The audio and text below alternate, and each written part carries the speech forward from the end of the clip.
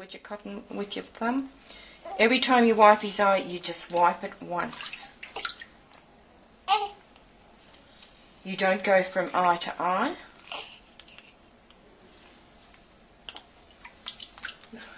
Look at you, bright-eyed bushy tail. You watch him tomorrow, how he'll come to. He'll be even more hungrier, Mum. Then you just wash his face, missing his eyes. Then you just dry it off, missing his eyes. Now, if his ears are dirty, you would just wet a cotton wool ball and wipe it out. But if they're all right, you just leave them. So they're all right.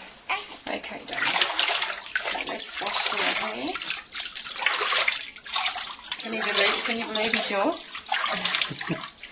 Yeah, it hasn't really struck us. Can I just get you just to pull that open across that little...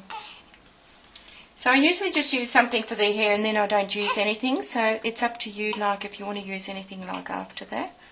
Just pull it across, will it go? Sorry, it's just a bit wet. Give his head a good massage or whatever.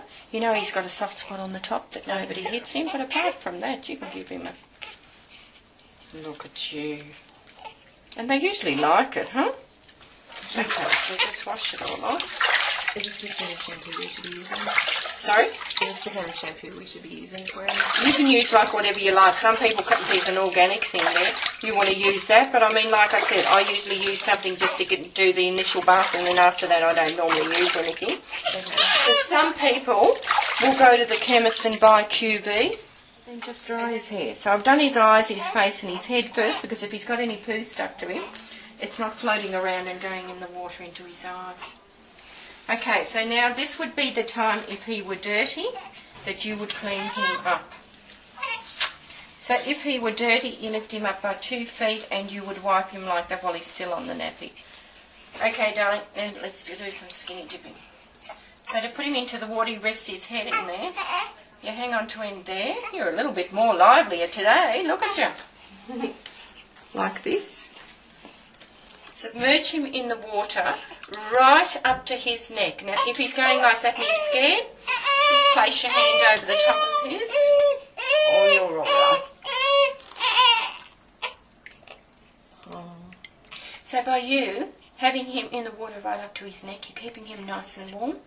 By you placing your hand over the top of his, he feels nice and secure. His lips look a bit dry. Yeah, they do. Yeah, so... What do we do with that? We just, probably needs a little bit more fluid. But you just keep on feeding, keep going down to the breastfeeding room. Okay, yeah. That's it. And you see, he'll eventually let you remove your hand once he gets used to it. Look at him. Look at Daddy. He looks so dazed. He looks very comfortable to me. Yeah. All you need is a palm tree, huh? Yeah?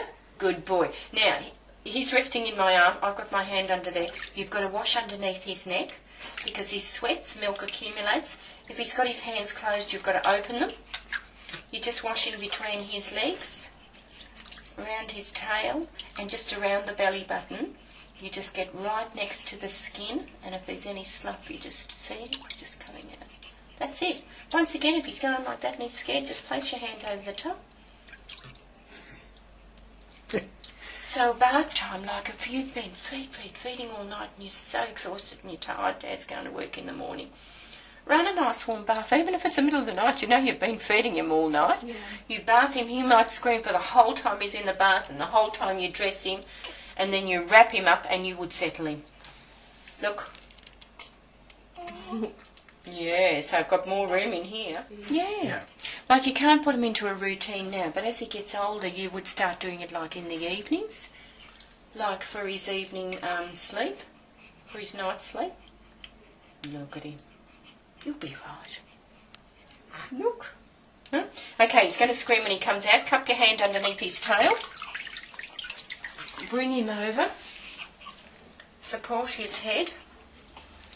Just hang on to his hands and wrap him up quickly, because then he feels nice and warm. So while he's wrapped up, squeeze off all the excess. Then you've got the corner of the towel. You go inside his ear and right around the outside, because these are all the places that he can crack. You go inside his ear and right around it, You've got to lift his chin up. Now, he doesn't like these things, but you sort of just do them quickly. Now, if he's got his hands closed, you've got to open them in all the creases. This hand, in between the groins. You can see how he can move. That's why you never ever leave him unattended. Yeah. Now you flip him over.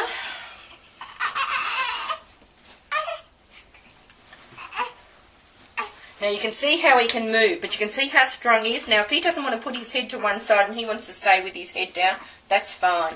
So you just go in the back of the neck, down his back.